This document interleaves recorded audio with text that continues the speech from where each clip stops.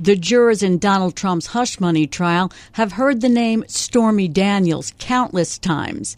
Today they got to hear from her as she took the witness stand and offered a detailed and at times graphic account of a sexual encounter she says she had with Trump in 2006 that resulted in her being paid off to keep silent during the presidential race 10 years later, an encounter Trump has denied. Joining me is former federal prosecutor Michael Zeldin. Why is Stormy Daniels' testimony important to the prosecution?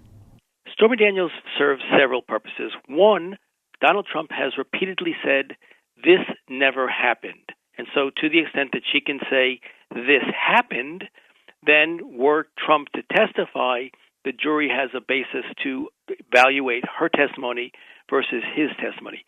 She also, I think, plays the role of supporting the conversations that she had with Michael Cohen and her understanding that Donald Trump was the payor in this transaction, that Trump was intimately involved in it through her direct conversations with Cohen, which Cohen will then testify to. So I think she serves the purpose of helping the prosecution say this story happened, helping the prosecution say there was an imperative that Trump felt to get this story suppressed. And from her dealings with Michael Cohen, it was her complete understanding that Donald Trump was aware of this, involved in it, and was the ultimate payor of the hush money. So at different times, she made Trump look almost ridiculous, saying he was rude, arrogant, didn't know how to have a conversation, and sleazy at many times. I mean, his questions about her sex life, and she rolled up a magazine at one point and playfully spanked him. I mean, is this the prosecution's attempt to get this before the jury to get him bad character evidence? In a sense, and in fact, the defense attorney moved for a mistrial after lunch on the basis of this sort of evidence. Remember, she says she walks into his hotel suite. She thought that they were supposed to be having dinner downstairs, and he comes out in silk pajamas. Then later in the course of the evening, before they eat dinner, she's in the bathroom. She comes out, and he's changed out of his clothes into boxer shorts and a T-shirt. So, yes, it does make him look like a predator. And remember, he's 60-ish years old at the time. She's 27 years old at the time. It's on his turf. I think it really does make him look bad. And that's why the prosecution, I think, in part wants it. Should he testify, they want to have a counterbalance against what he's going to say about himself. And that's also, of course, why the defense moved for a mistrial, because it is so damning as a character matter. So the judge said before her testimony, I agree that she's got credibility issues. So the people have to establish her credibility. Is he talking about the fact that she's a porn star, the fact that she denied this at one point? Yeah, I think all of those things. One, she is an adult actress, which is, something that has some negative connotations to it. Two, she is selling a story which they're going to try to portray the defenses as extortion. She denies it, and then she admits it. Then she says she wants her story out, and then she says she wants her story suppressed as long as she gets paid for it. So there's a lot of stuff there that is damaging as a character matter, and the prosecutors want to say, look, there is stuff here that's not ideal, but at the very bottom line, what she's telling us is the truth, which can be corroborated by other witnesses. And again, if Trump were to testify, they have the counterweight against what he will say, presumably, which is consistent with what he said in the public, which is, this never happened. There was testimony about all these things that the judge at one point said that it wasn't necessary to go into detail here, and then she went into all this detail. Was she not prepped by the prosecution? Well, I think she was prepped by the prosecution. I think that she was probably nervous, and they're asking her to tell a story of what happened, and she, in her mind's eye, is back in the moment, reliving that story. And I don't think she purposefully tried to inject this so-called salacious stuff in. But if you're telling a story to you of what happened, which was a traumatic story at age 27, having a 60-year-old man engage in what was consensual, but with a really broad power dynamic between them. I think that, her telling it as it happened actually makes it appear more believable than if it was very stylized in the telling of the story. It would look rehearsed, and I don't think that would have been helpful to her or the prosecution. Could the salacious details backfire with some of the jurors finding her account distasteful and that bleeds over into their opinion of her testimony? Well, they could, except I think she has basically come across, as you read her testimony, you're not in the courtroom, so I can't, make eye contact with her and see her body language, but as you read it, she says, look, I'm a 17-year-old kid. I leave home. I didn't have a great upbringing. I was sort of poor.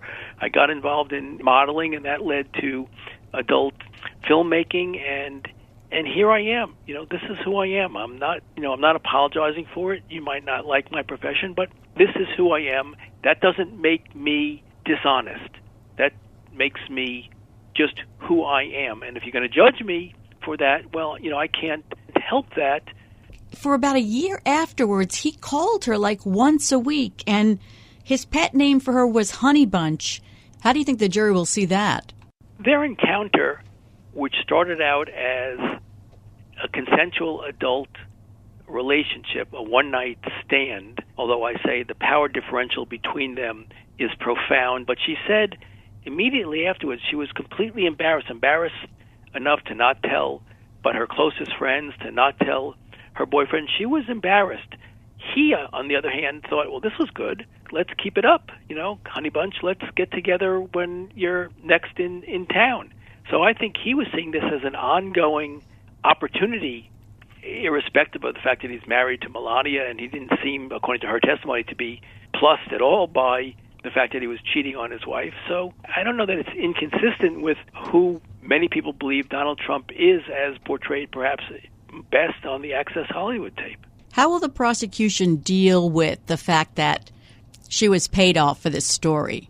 Well, they're going to say that there was an arm's-length business deal, that this occurs, and that it may be unseemly, but as we heard from David Pecker, it occurs all the time with famous stars, Hulk Hogan and the likes, Carol McDougall, and she was just another person who was capitalizing on a story to sell. You might not like that, but look, people sell kiss and tell books all the time. People make a fortune, coming out of government saying, let me tell you the behind-the-scenes story, what I did to save the union sort of stuff. So how does she fit in differently than that? I was surprised that the defense didn't object that much while she was giving this testimony. Yet when it came time to make the motion for a mistrial, part of what they were objecting to were the salacious details in her testimony. Well, you can argue that they waived it or that they made a strategic choice, and whether they've waived or made a strategic choice to allow this in somehow limits their after-the-fact argument that we were prejudiced by it, and we saw the judge denied it. So I think, though, that on this questions of missionary position and pajamas and boxer shorts and honey bunch and all that sort of stuff, her testimony is going to boil down to the fact that it is credible that she had an affair with Donald Trump, and it is credible that Michael Cohen and she, on behalf of Trump, entered into a contract to suppress her story. That's the heart of what the prosecution needs to have the jury believe. All the other stuff is essentially collateral to the main argument that they will make. So the prosecution says they have about 2 more weeks of trial, which was surprising, I think, to a lot of people. What do you think about the placement of her as a witness? Does it say that Michael Cohen is coming up next, or can you see what they're doing with their witnesses? Yeah, they seem to be running a pattern of big name, then document evidence, big name, then document evidence. And so I'm not sure what the document evidence is that will follow Stormy Daniels, but I expect that there will be some additional low-key people so that the jury can catch its breath before they bring on Cohen. My big question question to myself is Cohen going to be their cleanup hitter? Is he the last hurrah, or are they going to put him on and then try to introduce additional financial documents to support what he has to say? That's, I think, a tricky decision for the prosecutors. Yeah, I mean, would you want to end with Michael Cohen? Because the defense is going to have a field day with him. Exactly. I wouldn't want to end with him. I would want him to be somewhere in like the seventh inning, if you will. And we can bring in Mariano Rivera. If Michael Cohen is a seventh inning witness, who is the Mariano Rivera? Who is their closer to make the case to the jury that before closing arguments that they've proved it beyond a reasonable doubt? And I just don't know who that is yet. It will be a while before that witness takes the stand, though. Thanks so much, Michael. That's former federal prosecutor Michael Zeldin. Coming up next on the Bloomberg Law Show, the government's landmark antitrust case against Google. It's the biggest antitrust challenge in more than 2 decades, the federal government's antitrust case against Google. The government claims that Google has illegally maintained a monopoly over online search and related advertising. Judge Amit Mehta heard from more than 50 witnesses in a 10-week trial that wrapped up on May 3rd. However, closing arguments didn't take place until last week. Joining me is Jennifer Rhee, Bloomberg Intelligence Senior Litigation Analyst. Jen, why are the closing arguments taking place so long after the testimony? You know, I think in this case there was a lot of evidence and complicated evidence. And I really think he wanted to be able to go through it all, to walk back through all the documents from the trial, maybe go back through transcripts from the experts to really understand the case and understand the facts of the case and understand what both sides were alleging before the closing arguments. And I think that was really evident because he was so active. I mean, some closing arguments are just the lawyers standing up, making their case. There might be a few questions, but he was questioning all of the lawyers the entire way through, and it was very clear that he was very well acquainted with the evidence and very well acquainted with the precedent that both sides had cited in their various papers, or that just, he understood was relevant to the case. And I think that's why he took so much time. So he said, Judge Mehta, the importance and significance of this case is not lost on me, not only for Google, but for the public. Well, how important is this case? Well, I think that has a lot of importance, first, because it's actually the very first monopolization lawsuit the Department of Justice has brought against a tech company since the 1990s.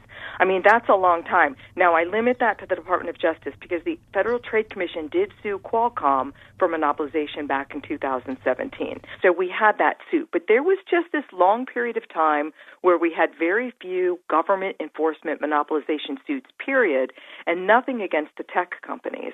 And this is the very first one. So in some ways, it kind of sets the tone. I don't want to say it sets any kind of a groundwork for the others to come, the trials to come against Amazon, Meta, Google for other conduct, and Apple, because we're talking about different markets, different companies, different kinds of conduct. Really, each case is quite different, but it kind of sets the tone for going forward. And I think it's also important because it's likely, we don't know yet, but it's likely that if the Department of Justice does win on liability, that they'll seek some sort of a structural remedy, some sort of a breakup of the company. And that is also something that hasn't happened in a long time and something that's very rarely tested out. And this judge is going to be put to the test, and we'll have to see what happens with that. But it's important for precedential reasons, for historical reasons, and I think it's just the very first effort we're seeing in the U.S. to try to contain the power and the dominance of a big tech platform. So is the first question defining the market? Yes. Just to remind us why that's important. Right. So for any monopolization suit, there are a series of steps that the plaintiff has to go through. And if they fail at any of one of those steps, they lose the case, right? So they have the burden of proving what the relevant antitrust market is. And what that means is, what is the sphere of competition? This is about Google Search, the search engine. So what other search services out there does Google compete with? And why is that important, June? Is because the next step, they have to prove that Google has a monopoly in that market. And you have to know who else is in the market to determine the market shares and whether Google has monopolies. So you start there. And on that one, obviously, the lawyers will disagree across everything that's contended by the plaintiffs. But at least on this one, the Department of Justice alleges that the market is general search services, and you see very few competitors there. That's Google, it's Bing, it's DuckDuckGo. There was another entrant called Neva that has exited the market. And these are the search engines where you can go and ask them anything, right? They're going to scan the entire Internet, so you can go in and look for anything. And what Google's argued here is that no, the market's a lot broader, because some of the searches you can do on Google, you can also do elsewhere. You can search for items you might want to shop for on Amazon. You can search for travel deals on Kayak or any other number of travel websites. So you have to consider those companies are competitors too. So there's this argument about how broad the market is, and that's important because the broader it is, the lower Google's market share is. And DOJ has to prove that that market share is somewhere up over 60 or 70% in order to establish that it has a monopoly. Now, the judge said, certainly I don't think the average person would say, yeah, Google and Amazon are the same. Is that a signal that he's accepting the Justice Department's definition of the market? I think for anything that they discussed at this trial, this is the one area where I think it's pretty clear where the judge is going to come out. I think that you just highlighted, one of the most important statements that he made with respect to the relevant market that suggests he's going to align with the DOJ on this.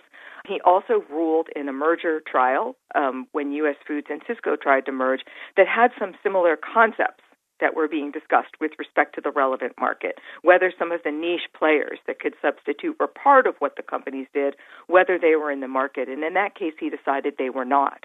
And so that would be aligned with the judge siding with the DOJ on market here. And I think, look, you and I can think about this as consumers. And in my opinion, really, Google doesn't compete with Amazon for search. Even if I'm searching to buy some item of clothing, I probably would actually start on Google, even though I think some would start on Amazon. But the fact of the matter is you can't do on Amazon everything you can do on Google. I agree. Right. So I think the DOJ wins on that. The advertising part of this, is that part of the market or is that a different question? So that's the second market. They've argued that Google's causing harm in two different markets. So the first market is this general search engine services market.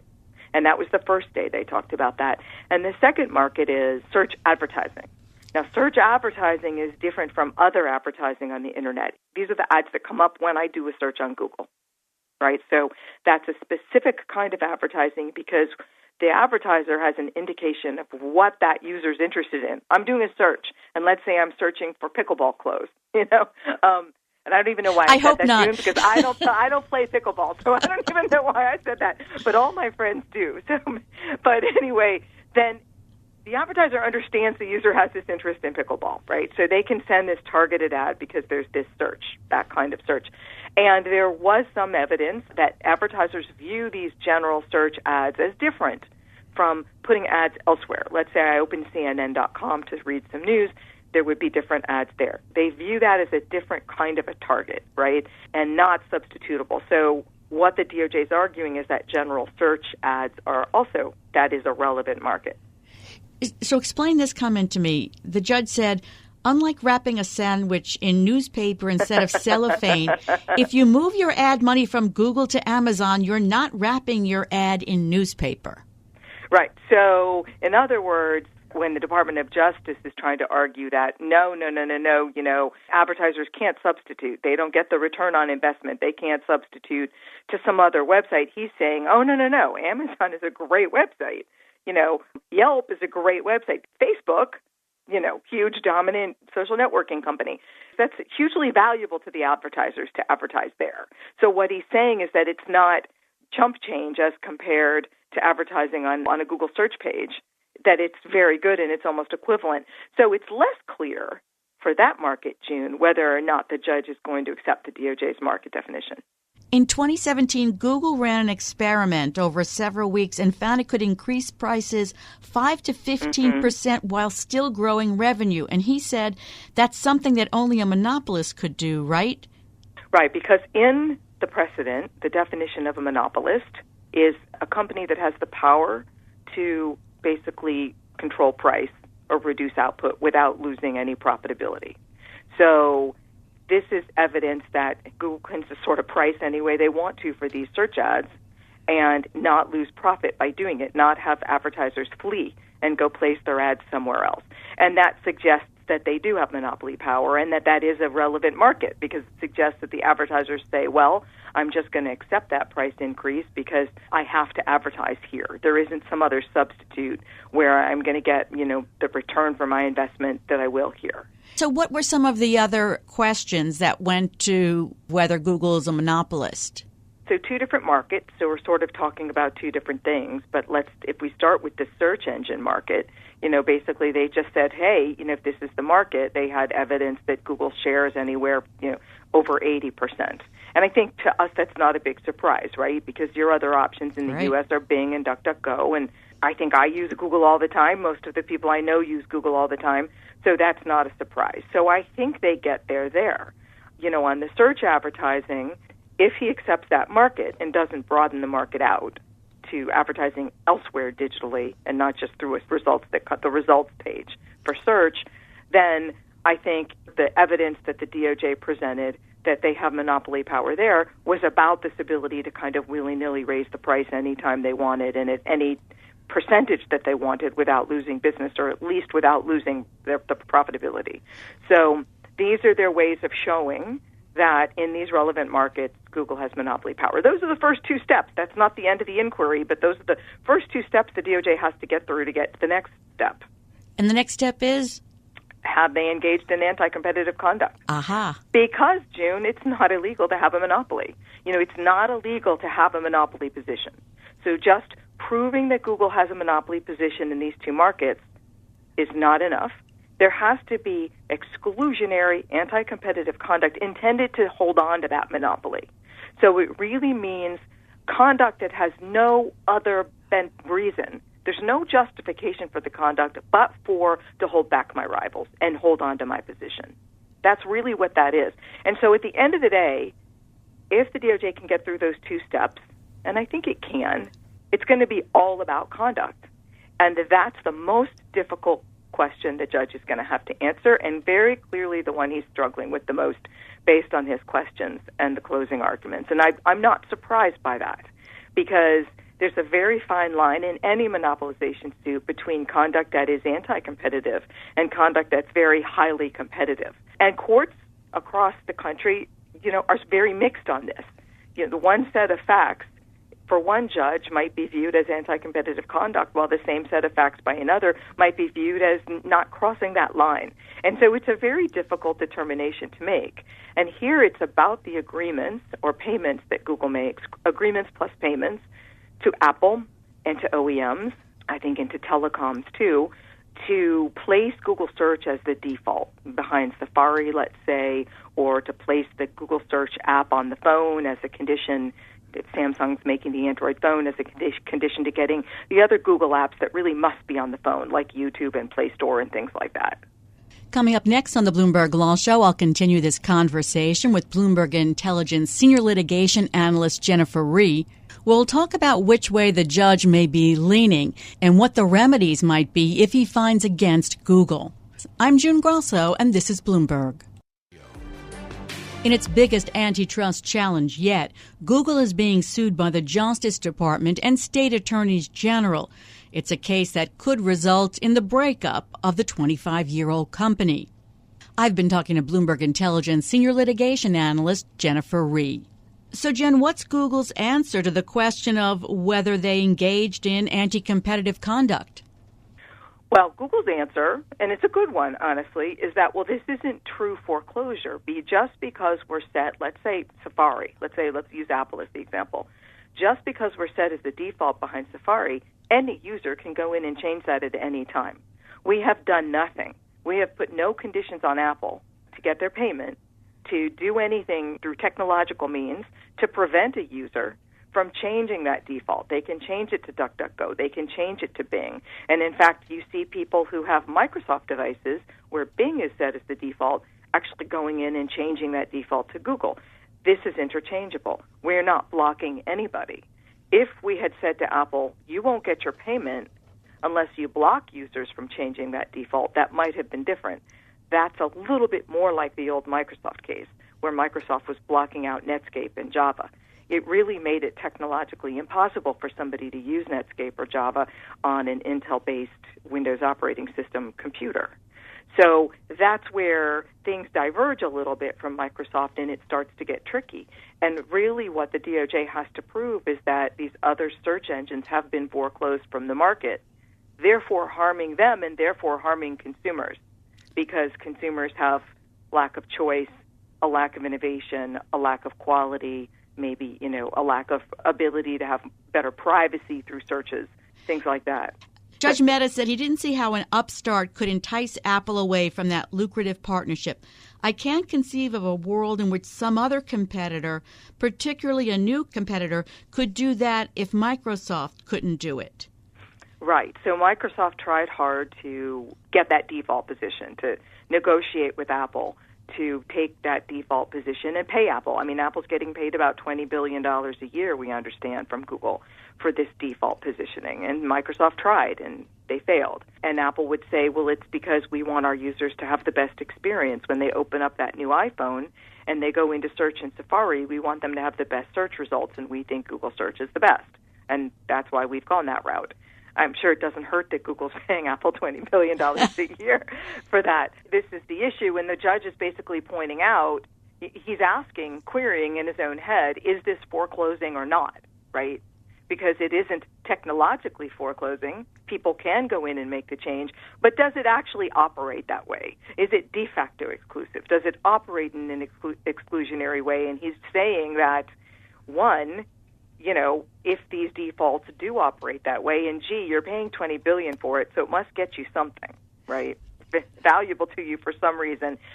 It's blocking nascent competition because new competitors are simply not going to try to enter the market when they know they've got that huge barrier, when they know they've got to come in and try to be a really great search engine to start, but then also pay Apple $20 billion to try to supplant Google search as that default. And where does it fit in that Google says, we're just better?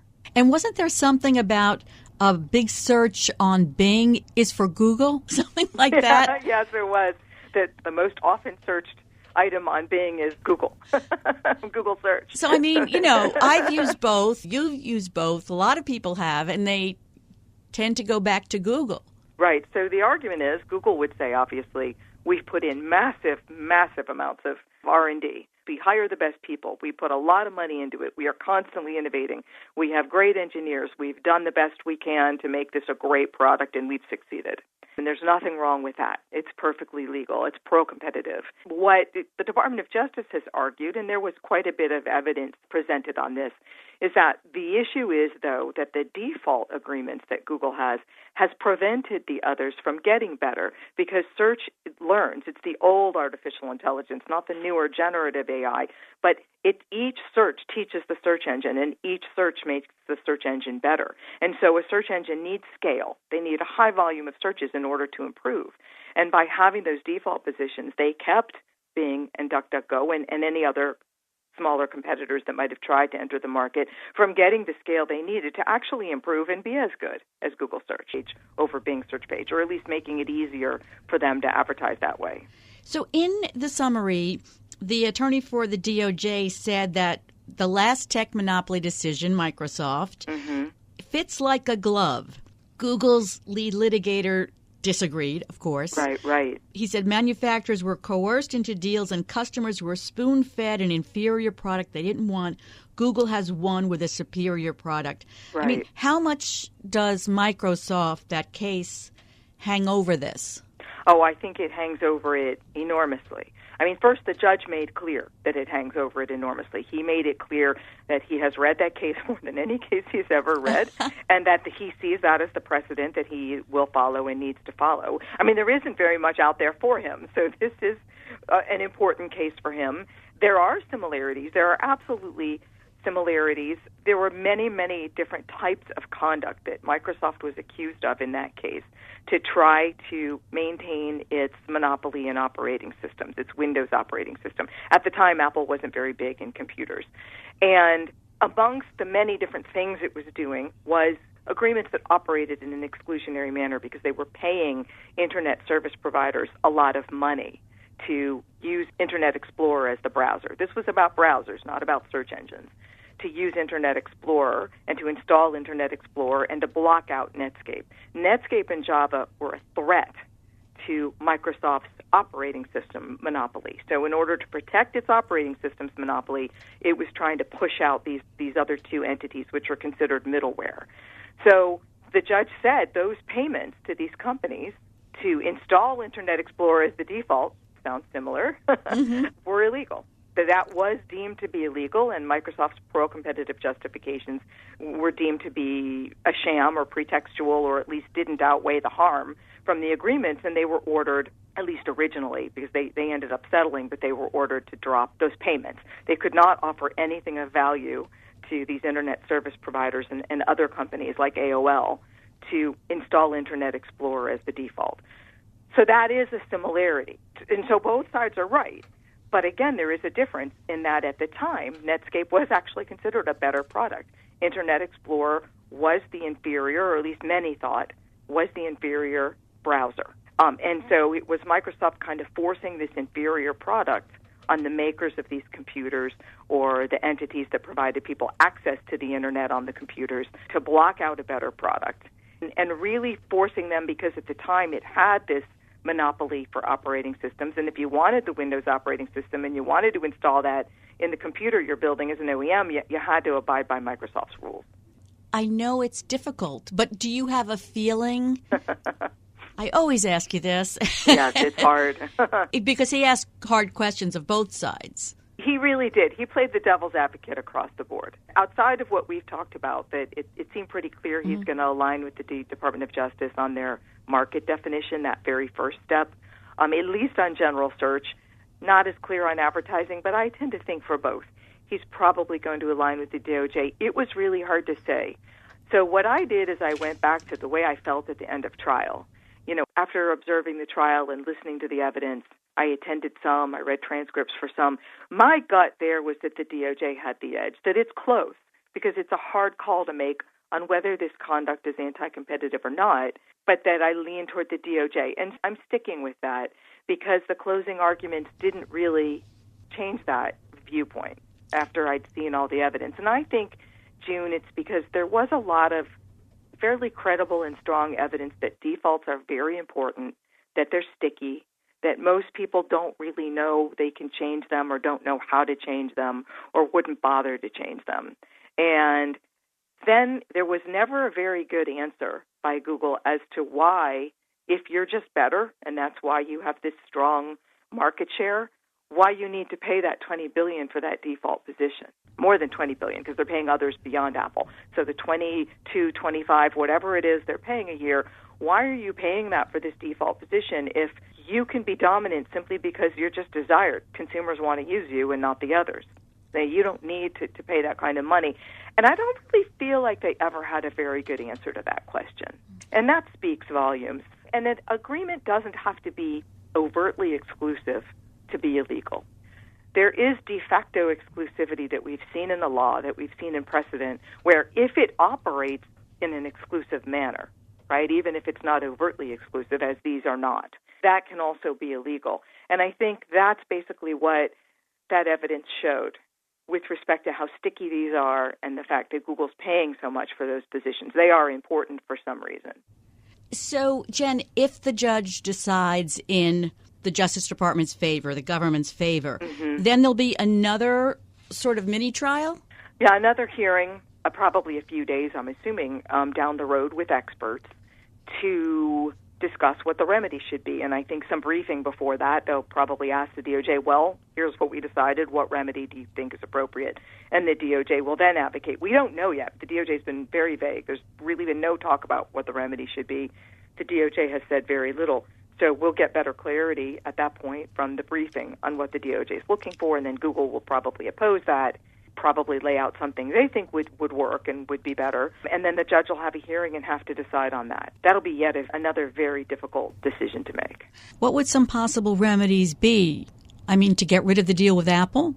When exclusive agreements are illegal, the most straightforward solution is to get rid of the exclusive agreements. So that would be straightforward. It is an odd solution in this case, though, because it's basically saying to Google, which is already entrenched, okay, hey, you don't have to pay 22 or 23 or whatever it is billion a year. You're going to profit from that. And you know what? Apple's going to get hurt and Mozilla's going to get hurt. They have Firefox and they have an agreement also. And maybe even the OEMs like Samsung will get hurt. And maybe if you're going to hurt all those other companies, that's going to trickle down to consumers in higher prices for their iPhone or higher prices for their Android phone. Like, who knows? You don't know what that trickle-down effect is going to be. So I think that would be an odd solution. It is the most typical. We've seen exclusive dealing cases in the past where the plaintiffs have won. That's usually been the solution. And when Microsoft finally settled. And so Microsoft, in that case, voluntarily, through the settlement, agreed to drop these payments it was making to Internet service providers to set Internet Explorer as the default. So we don't have even, other examples, the very few other cases where plaintiffs have won. That's been the answer, to drop the agreements. This would be a bit of an odd case. Another option, June, might be what they've done in Europe, which are these choice screens. So for a new Android phone, if you open up a new Android phone, they would give you a choice. What do you want to set as your default search engine? Do you want Bing, DuckDuckGo? Do you want Google or any other small entities that may be out there? And then the user picks as they set up their phone.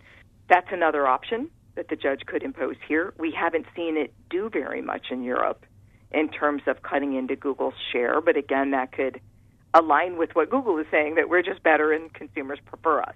Another option could be sharing of data. That's one other thing that's possible. There could be some privacy concerns there, but it could be all this data you've collected through all the millions of searches that have been done to make you a better search engine. Share that with Bing and DuckDuckGo so they have the opportunity to try to use that data to get better too. It's always wonderful to hear your insights, Jen. That's Bloomberg Intelligence Senior Litigation Analyst Jennifer Rhee. I'm June Grasso. Stay with us. Today's top stories and global business headlines are coming up right now.